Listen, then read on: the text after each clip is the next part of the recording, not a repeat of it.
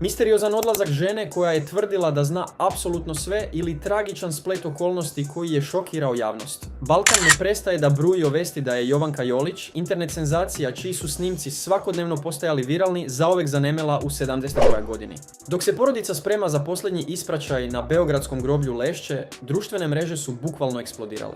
Teorije o tome šta se zapravo desilo nižu se iz minuta u minut, a mnogi vjeruju da istina o njenom kraju uopšte nije onakva kakva se na prvi pogled čini. Pre nego što istražimo detalje o misterioznom pronalaženju njenog tela i tajnama koje je odnela sa sobom, kliknite na subscribe i uključite obaveštenja jer mi ne skrećemo pogled sa tema o kojima drugi samo šakoću. Sve je počelo 4. januara kada se vest o njenom odlasku tiho pojavila u medijima. Mir je trajao kratko jer je objava njene umrlice na mreži X pokrenula lavinu koja se više ne može zaustaviti. Jovanka nije otišla prirodno, ona je sklonjena, tvrde njeni najverniji pratioci.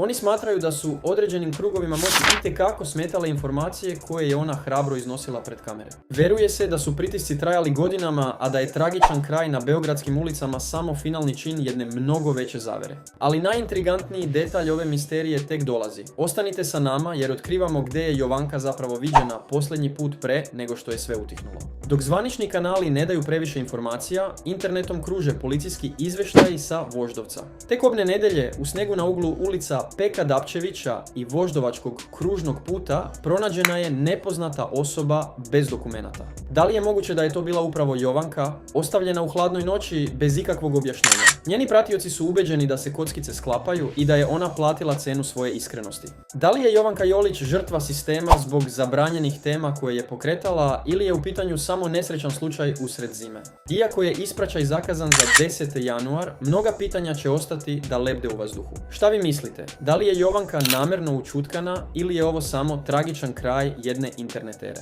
Pišite nam vaše teorije u komentarima i podelite ovaj video kako istina ne bi ostala zavejana u snegu.